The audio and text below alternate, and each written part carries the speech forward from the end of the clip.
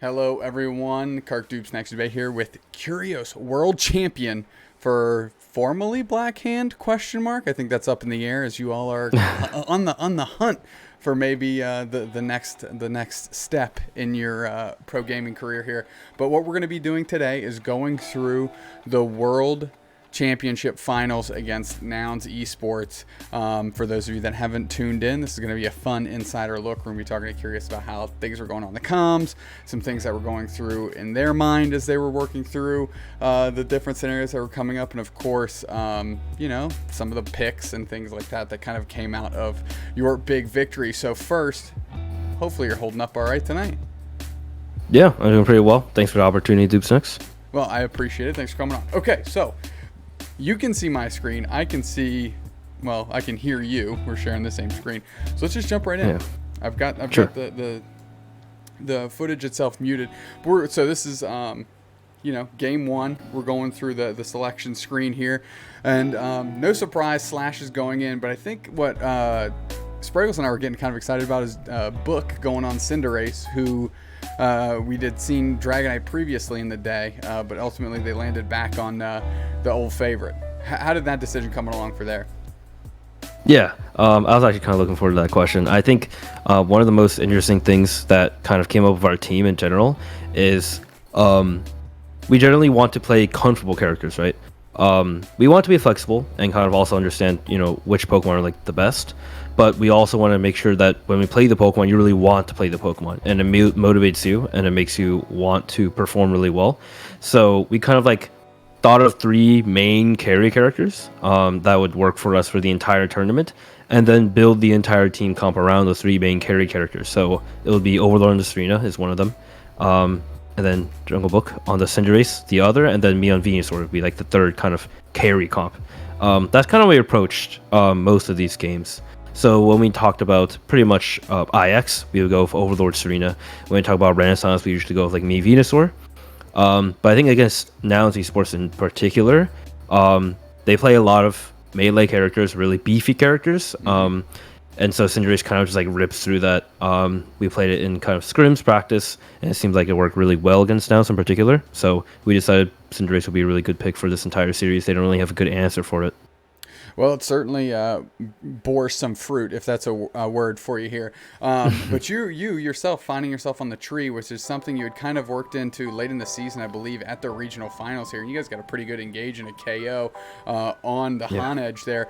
But as these rotations and pushes are happening, what did this Trevenant unlock for you? I mean, you were in Trevenant, at almost the 9-minute mark there. Yeah. I think the Trevenant is pretty effective, mostly because Nouns, again, kind of plays these tankier characters, which aren't that good in the early game. I think Trevenant's biggest weakness is being the Phantom. Kind of struggling to get 5 is very possible, especially in bot lane, but if you play against another melee or something like that, they were playing Aegislash, it's not too hard to hit that level 5, and then once you hit Trevenant, it's really easy. Trevenant also does a lot into Nouns because they have, again, a lot of melee characters. It's easy for me to get on top of them. Trevenant's weakness is kind of those range characters like Sylveon. I definitely don't want to play Trevenant to Sylveon. And then it's really good, stopping their objective rip, making sure they don't have control over the Zapdos. That's probably what you'll see me doing most of these games, just running into them at 205, just making sure they can't get on the Zapdos immediately, and then we get good position. So as the hyperspace hole is up and the portal is up between the two paths there, who was calling the rotations for your team, whether it was in this particular matchup or all weekend or however you'll structure that? Who's kind of shot calling on the bigger macro plays in the rotations? I think that's one of the nice things about our team. We all kind of call when we think we need to be somewhere. If Odler needs to go somewhere, then he'll call for it, or he wants people top, he'll call for it. But at the same time, if I want to go somewhere, or I think people should be somewhere, I can kind of call for that as well. And we all respect each other's calls. Mm-hmm. So I wouldn't say there's one particular caller. I think we all kind of contribute pretty equally. Well, as we're seeing here, big time steal by Overlord as Nouns was kind of scrubbing you there, and Overlord, a big play keeps kind of, I don't want to say you guys in the game, it's never desperate after the first Dreadnought, but it certainly helps bring some parity. I mean, because you guys just hemorrhaged 4 KOs to Nouns Esports. How was the comms going, and what was the thought like right after, he Aegis lashed in, took that thing for you all, and then got KO'd for it? Yeah, honestly, a lot of this series was very intense. Of course, Nouns is an incredible team. And of course, it's a grand final, so we all kind of just like, if we get the Zapdos or the Dreadnought, we're like, yes, yes! And like we start popping off. But yeah, that team fight was pretty rough. I think it was mostly because like Jungle Book got taken out pretty early. The Serena got on him pretty easily. I think that's kind of like a misplay from us, trying to like make sure they don't get on him. So Jungle Book goes down, heals level 9, like so powerful, and then he goes down. It's pretty hard for us to win for that team fight. So we gotta look out for that Serena. Yeah, without a doubt. Book goes down and Slash right after. I think Elo was next, then you, and then Overlord came through, took the Dreadnought, and got KO'd for it. But Nouns is able to kind of cobble together a little bit of action off the back of that Dreadnought. They get a ton of points in, close out a goal zone, push the Rotom a little bit, and we just watched you get 2v1 there. As all the experience, you guys were in a pretty decent lead, but that seems to have just gone back the other way. Yeah, I think one of the biggest things was that Overlord wasn't able to come down on the teleport. I believe that's what happened at first Dreadnought. So that put us in a bad spot, even though Jungle Book was 9. Just like one mistake kind of cost that fight. So him not getting down was definitely a big issue. Well, I mean, here we see, again, Overlord and Book go down. Elo and you are trying to catch the resets, and you do, which is obviously great. Adasu working through. I mean, they take it here, but you came back through that portal. You chose to come back through and engage. Was that just, hey, we need to try and get one of these things off the map? What was that? What was your thought there? As the rest of your team rotated out. Yeah, it's kind of just us trying to, just somehow get the Dreadnought, I guess. A little bit of desperation. The team fight was pretty much over, but we all just tried to like get the last round objective. For us, I guess the nice thing about our comp is that like we could mess up or make some mistakes, get a little bit behind early game, but Aegis, Slash, Cinderace, and Trevenant, I think all 3 of these Pokemon are really, really effective late game. So it's not too bad to be behind early, which on the other hand for Nouns, their real like carry is their Serena, because she's going to be getting most of the farm. She'll be like using her ult or her Unite move the most. So Dragonite and the Aegis on their team usually will be kind of more behind in levels, so we were kind of okay with trading back and forth even if we lost some objective. I think it was fine.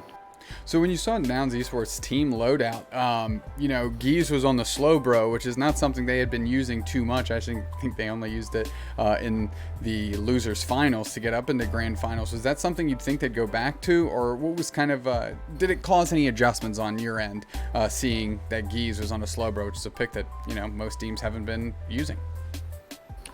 It was interesting.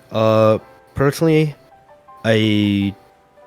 I thought about it, but I couldn't really find the rationale for going the slow bro. I think like Cinderace and Aegislash are still, I think all of our 3 kind of carry Pokemon are still really good in the slow bro, so I didn't really mind too much. Yeah, didn't really require too much adjustment. Yeah, Slowbro seems maybe a little bit better when you're, there's one specific target that you want to take on the other team, but like you said, you get 3 scaling characters. And here you're able to leash Gatlu completely away from the rest of the squad, which is a good play. I have to keep asking, I don't know if you remember, what are the comms like in this moment? You get a big KO on that Zarina, of course. And you guys kind of leash out, but then pivot back into the center a little bit. What's going on in the comms here? Yeah. So the biggest moment, of course, is that Jungle Book full heals the Serena ult. That's like the whole kind of just completely changes the fight. Because again, the Serena is the full carry of their team. Basically, she has to kill everyone, and her first step is trying to kill Jungle Book with that Unite move. But if she doesn't get it off, and then she's kind of stuck there in the middle of all of us with no Unite move, we kill her immediately. What that also means, though, is that she will have her Unite move if it comes to a refight. We need to make sure that this ends in us getting the Zapdos. That's like our mentality in our comms. We need to make sure off of this fight, our entire focus, making sure some enemy Pokemon stay knocked down, things like that.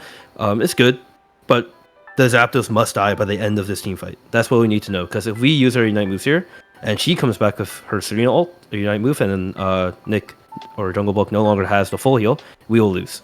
So we need to make sure we close out this entire thing. So Serena goes down. Jungle Book obviously plays extremely well, manages like dodge a Sacred Sword. After the full heal of the Serena ult, Galu gets very chunked and starts running away. Even with one death on their team, we start going to the Zapdos and saying we need to get this Zapdos. Like, our secure isn't the best, but we can easily make them come in and just fight them because they use pretty much all of their Unite moves in that initial fight. We start hitting the Zapdos, they all start running in.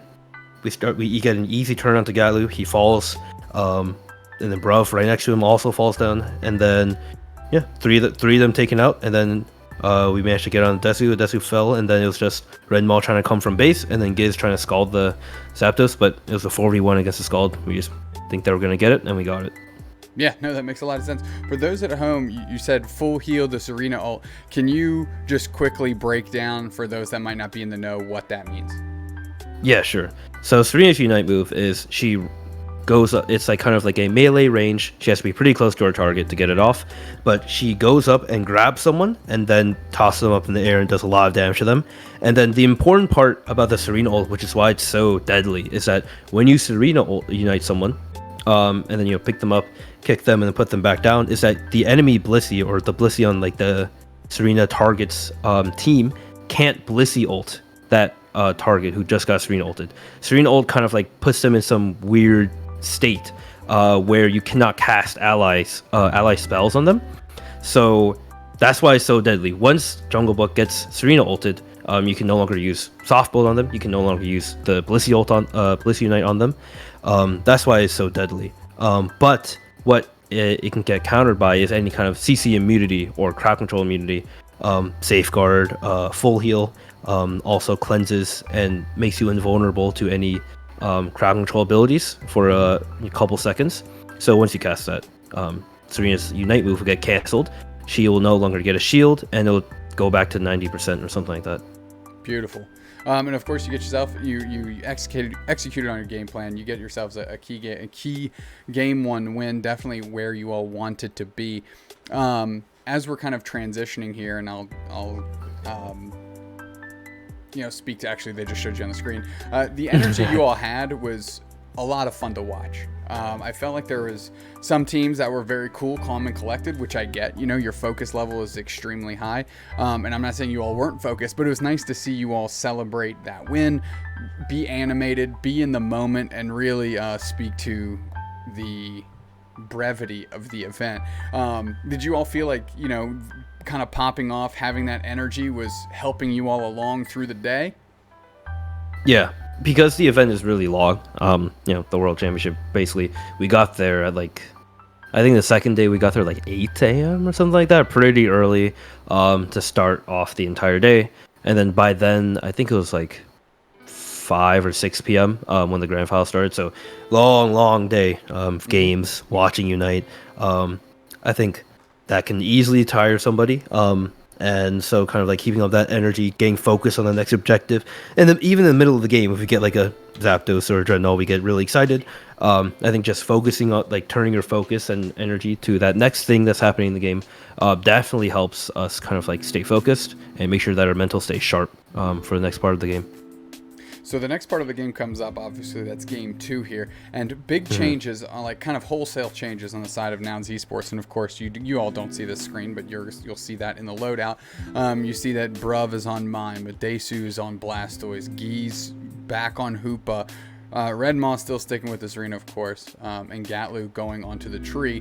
What's the mindset here? Because you all ran back the exact same comp you had. Overlord switches to Lucario, but the rest, no, not even. Wow, I keep running my mouth here. You switched to Sword. Overlord goes to Lucario. / Elo and JB stayed the same. Yeah. I think what's interesting about Now's draft, I'll speak on that first, is that they're all, again, very kind of tanky and hard to kill. But I think what's very interesting is that they pretty much just run at you. Which, I think we'll see towards later in the game or something like that. They kind of just all running together with the Mime. I think the Blissey, in contrast to the Mime, is like a very good defensive character. Helps, peel, give the protection to the kind of like the carry of the entire team. But the Mime instead goes in very effectively with the Unite move. Starts kind of disabling people. They can't use their Unite moves and they're stunned by the Mime Unite. And then Gatlu with the Trevenant can easily get in, kind of set up a good combo with the Rapid Spin from the Blastoise. So they're definitely going for some big kind of AoE combo with their Blastoise, Trevenant, and Mime combo. And they're just kind of just picking Serena, I think, every game because they think it's just better than Lucario. I think for us, our mindset going to the second game was that if it doesn't work with them for that Dragonite, then it does do a switch to Sylveon. We kind of weren't expecting the Blastoise too much, or they would pick Blastoise Sylveon and try to just like completely focus on objectives only. That's, I think, another kind of playstyle they have. They don't care. Sometimes they don't care about team fighting at all. They just start going for all the Dreadnoughts, and the Zapdos is immediately when it spawns. So we thought they would either go Blastoise Sylveon, or they would go kind of like a more traditional Dragonite. And then once the Dragonite wouldn't work, they would go to Sylveon. So I said, I really don't want to play Trevenant to Sylveon, as I kind of mentioned before. So what can we kind of do to like work around that and kind of pick more effective characters? And then Overlord says, Lucario is really good to Sylveon. I can kind of just run at her and make sure she can't do anything. And say, okay, you can go Lucario, but I still think Aegislash is still really effective in their tanky team comp. But I'm not going to pick the Venusaur because then we're going to like call split attention between me and Jungle Book on the Cinderace. We want to make sure that our Blissey has the clear target in mind of who she should always look for, right? In the team fight. I think that's really important, is that just make sure you have one carry. So just kind of go to more of the Aegislash, more independent character than the Venusaur. Yeah, it does allow you to move around the map and like you said, kind of move less, a little bit more disjointedly than the rest of the team in a positive way, because it allows you to swing around and put pressure back. Overlord holding it down in the face of 2 here. Nothing new for them, and I'm sure you guys are not sweating that too much. Mm-hmm. Yeah. I think traditionally you would think of Lucario as like that character who can kind of solo top even against 2 people, and of course Overlord being very proficient on Lucario. As you can see, he's actually level 5 in the 1v2. It's very impressive. So we're kind of used to that, play from Overlord. So we think we just put him top by himself.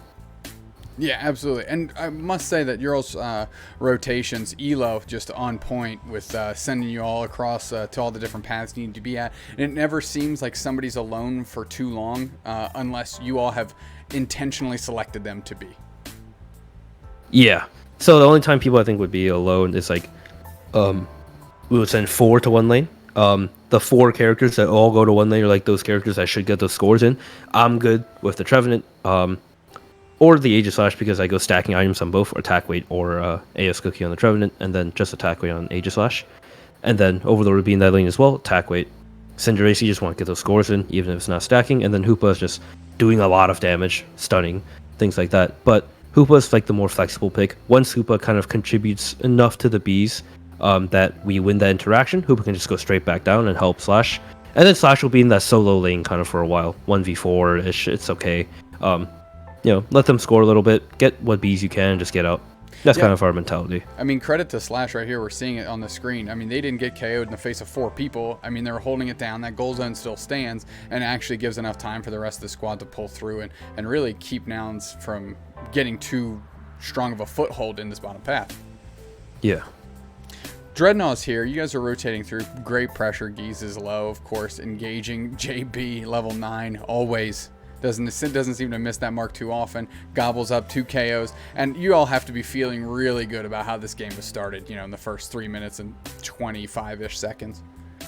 Yeah. It's kind of working out really well with the Lucario. As you can see, Overlord is level 9 coming down, which is extremely impressive.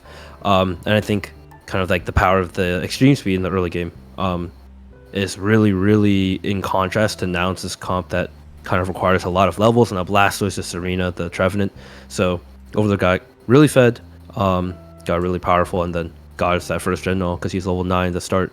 Put a ton of pressure at the Dreadnought fight, and then JB got a kill, hit level 9. We got the Dread. I tip the cap a little bit to Nouns, of course. We're focusing on you, but the ability of them to switch characters and have different looks throwing at different people is certainly a key to their success, and actually shows how impressive y'all are able to adjust and seeing things that are less common, maybe that you might not have seen in scrims or in your preparation, but we're able to, execute your all strategy pretty seamlessly in the face of all these different Pokemon, which obviously I'm a big fan of. You guys have a huge experience lead here. What's the communication like here? You took first Dreadnought in a big way. You've got good experience lead. Is this kind of a, hey, let's let off the gas a little bit, let's play smart, or are you guys thinking like pedal to the metal, shift it from 5th to 6th gear, let's go over the top and let's blow the doors off this thing? I think our general mentality is probably more of that safer kind of play style. We kind of had like a very long discussion actually kind of in that boot camp period about like how we should play. Should teams be really aggressive when there is an objective up? Can we play kind of like for more experience outside of just the objectives? And our kind of answer to that was no. Getting that comeback is so important, and comeback EXP is so powerful, so we decided to play safe. Well, it's certainly panned out again, as Mr. Mime is actually just focusing right down on Overlord. I actually remember casting this specific Dreadnought as the Trevenant Unite comes out, and actually the Dreadnought starts leashing here. And it kind of seems like as soon as it started leashing, everybody was like, oh no, and then just was chucking haymakers into the Dreadnought, and Book ends up coming out with it. Is that kind of similarly what was happening on the comms, or was it like, hey, let's keep shooting for the body? When I know when I'm playing and I see like the Dreadnought leash or something like that, it's kind of like it just flips my brain into a mad scramble. So I'm kind of wondering how it was like on the world stage having to deal with that. Yeah, I think it just kind of became a really big scramble, trying to just secure the Dreadnought desperately. I think when I just saw that situation again, most likely we could have just stopped hitting the Dreadnought the entire time, and if both teams aren't hitting it, then the Dreadnought will probably just regenerate more health than it's taking. If it's just Nouns hitting it desperately and we're just like hitting them the entire time, we'd probably KO all of them and get a clean Dreadnought. So yeah, that kind of situation does kind of introduce a panic. We are all just like yelling out to each other that it's resetting. Yeah, that's a tough situation. Looking back at it, definitely I would probably say like, I would say to my team, if we were all here, be like, we could probably just like look to let them hit it the entire time, and they won't be able to hit it in time. Like they don't have good burst characters on their team, right? Like the Trevenant and the Blastoise are like kind of more, elongated fight characters. Like they don't have too great secure. Let's just kind of play slower, make sure we get as many KOs as we can before trying to secure it, and it should be good. It's nice to hear that even the top players in the world feel what us not top players feel at times when we see certain things happen in the game. But sure. Here we have kind of what's going to become the final fight here. Nouns is trying to roll downstairs, and you actually see Bruv peel off to score. Is that something you all are very concerned about as they're getting their points in and break this goal zone, or is it all about the fight? I think we're playing all for the fight. Our team fight is, I think, our strong suit. So I'm fine with letting the score in. We're still ahead on the points too, so I'm down with that. Yeah, it looks like they focused on Book, of course. Obviously they get Overlord there, but you all were able to chunk 3 players from Nouns Esports early, and it's you coming out clutch. No Machamp in the face of 5 this time, but still a pretty good Aegis Slash play there. What were you looking for there in that particular moment when you did have Overlord and Book down? Yeah, so kind of the team fight just kind of ends there. The Zapdos are kind of low because I'm not exactly sure why the Zapdos was so low actually. I think they were kind of just hitting it, knowing that they will probably lose in the refight. They managed to Serena ult on Jungle Book, and then he kind of just got spun on by the Blastoise, so he's going to fall there. But without Unites, I think now Esports loses another fight, so they decided to just start doing the Zapdos. I'm pretty much just looking for a secure. I was really low in this situation. So I think one of the most key things, I'm actually I would say more proud of this secure, rather than the Machamp one. I think the Machamp one was kind of more of like a dream play, miraculous steal. But I think looking back at that, steal by the Aegis Slash, it was me going for the Sacred Sword, and then I know that Gatlu would kind of expect me to just go Sacred Sword, boosted auto, and try to secure it. But if I wait, then he'll throw out the Fluffy Tail like Horn Leech and try to secure the Zapdos. So I kind of just use the Sacred Sword, be patient, wait for him to use that Horn Leech, get it just a little bit lower, and then I secure it. I think that just spoke a lot to kind of our clutch factor, our patience. I think one of the biggest things that's kind of plagued us in like those more monthly finals tournaments, February, March, May. I'm sure you've seen so many games from those tournaments as well. I think one of our kind of like biggest weaknesses was kind of securing that Zapdos, getting like that very last interaction down for us. Yeah. Even though we have a really good, first 8 minutes of the game, and we're really ahead, and our team fights are good, they managed to catch somebody, they managed to get the Zapdos, and we lose. So I think like going into the boot camp, we prepared a lot for that. Prepared a lot of kind of how we want to play the exact fight and how we should turn our attention to the team fight or the Zapdos if that's necessary. And then that really helped us in the tournament and clutch out so many of these games. So looking at these numbers here, obviously you clutched it out great. I love hearing that Sacred Sword pause kind of leash the other team into a maneuver so you can use the boosted auto and seal that thing up, and great to hear that came out of boot camp. In this particular game, I think something that stood out to us was actually how low Overlord's KO number was. If I recall in the booth, I was like, I think the joke I said was like, man, Overlord can't be happy about that. He's used to getting, in those double digits. Is that something that even came up in conversation? I know sometimes like when you're winning, you can kind of tongue-in-cheek joke about stuff like that. But was Overlord all business here, despite seeing that 1 KO 12 assist number? I think we just look at the damage. Probably the damage comes up really soon, and Overlord still did like 120k, something pretty incredible as always. But yeah, it was just, 96k, still the most damage on our team.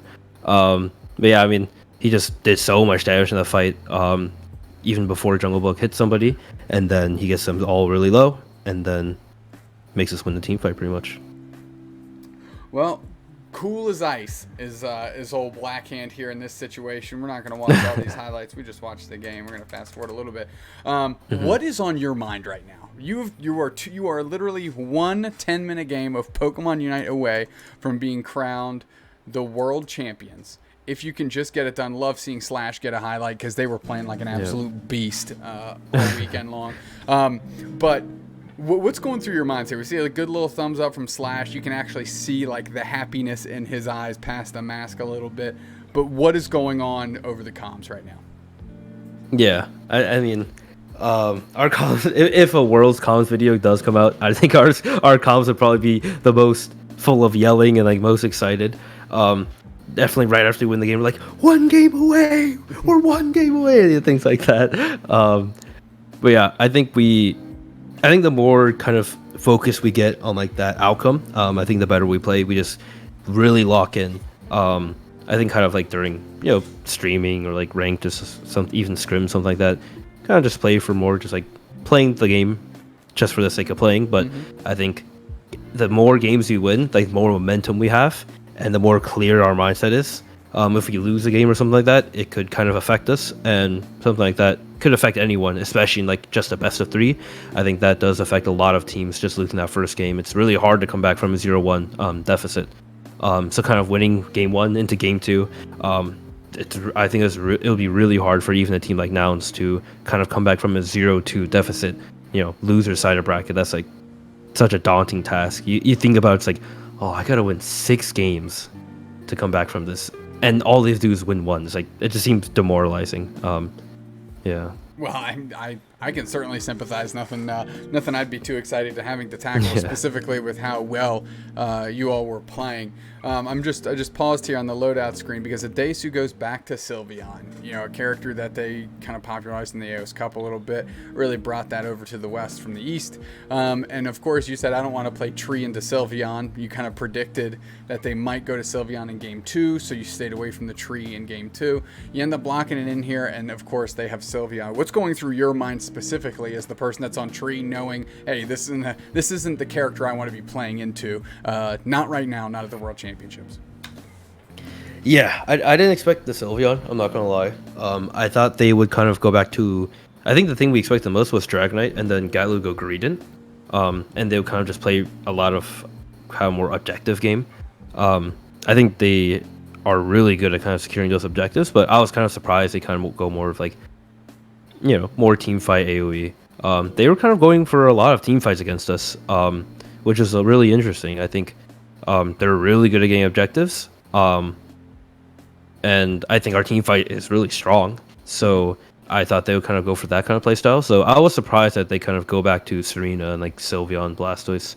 Sylveon Blastoise is like, it's a good kind of flip comp, I guess you would call it, or just focusing on objectives. But I thought that maybe Adis would just go Dragonite instead. And I think Trevenant into Dragonite is really good. I can just stay on the Dragonite the entire time, but I didn't expect them to just go no Dragonite and just Blastoise bot. It's interesting. Admittedly, Adesu's Dragonite was on point all weekend and really helped carry them through that loser's bracket after getting knocked down so early.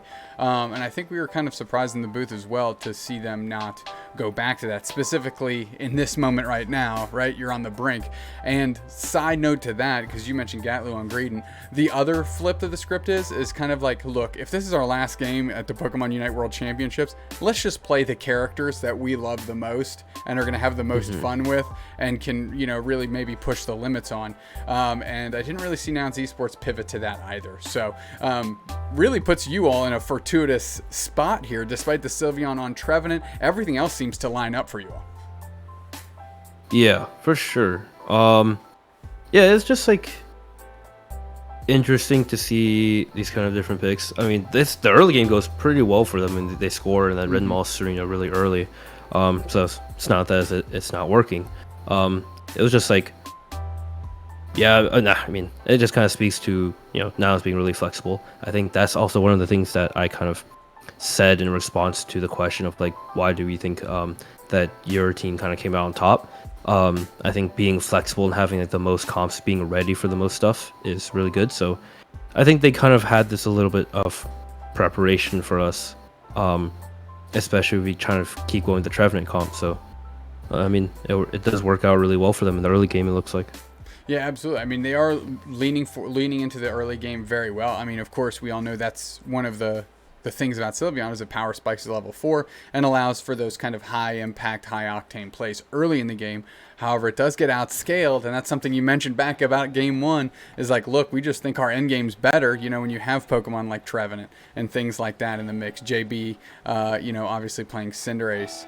And then you have Aegislash in the mix as well. So although the early stages aren't looking great in particular, you have to feel confident about, hey, if we can keep this thing close going to the late game, we might have an advantage. And then you have Elo just being an absolute mutant, sealing up the red off for you all there as well. Yeah, I think just, yeah, we all played extraordinarily well. Kind of, again, that clutch factor. Yeah, it was so huge for us throughout the entire weekend. I think with all these kind of moments, have been really hard to win. So yeah, steals it, pop off in the camera. You could, if you see the world comms, we're gonna be screaming.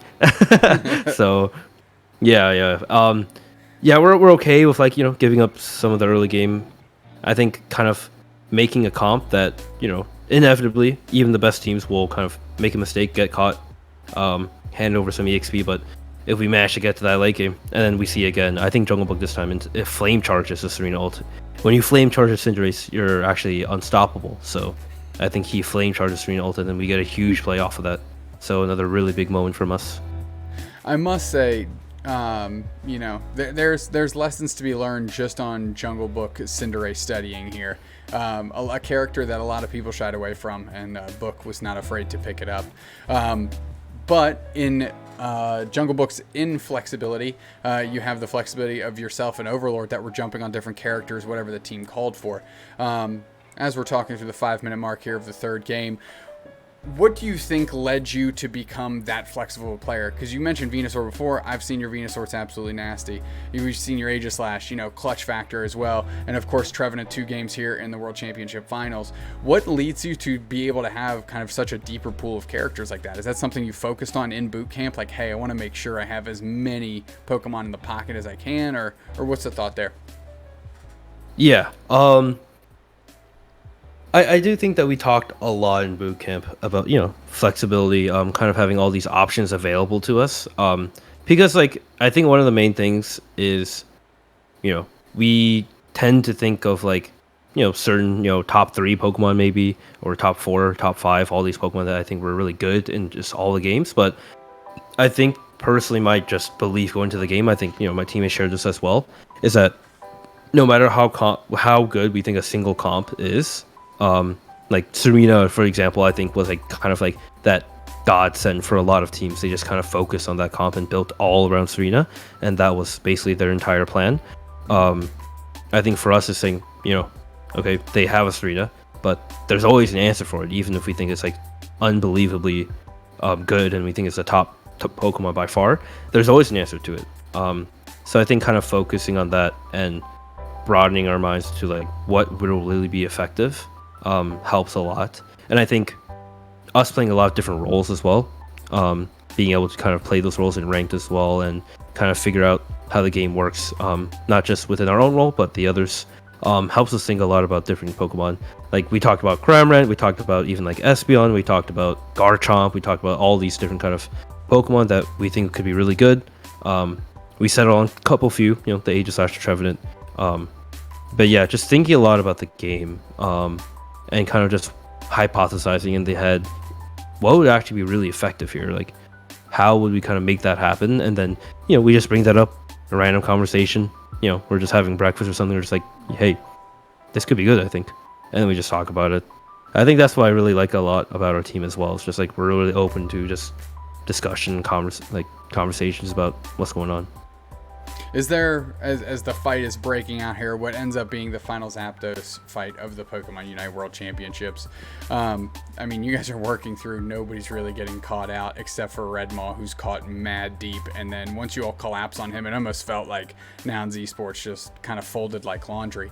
What was the feeling once you took out Red Maw, who is maybe the strongest player in this series for Nouns from top to bottom, on that Zarina? Yeah, if you want to go back to the exact moment when Red Maw gets KO'd, you just look at the camera for Jungle Book right when Red Maw gets KO'd, and it's so funny. He just starts popping off, and I think it's like that moment was when he canceled the 3-0 again with the full heal. It was just he just starts popping, like he starts screaming in the camera. It's so funny. But yeah, that's like yeah. I went way too far. But I definitely want to see this, obviously. I want. Oh, come on, Kirk, be better. All right, here we go. Let's watch for Book here. Book is who's on the screen right now. We're gonna see this. Serena tries to get on him. Yeah, look at Red Maw. He's just hiding out. He's looking for his opportunity to jump. He goes for it.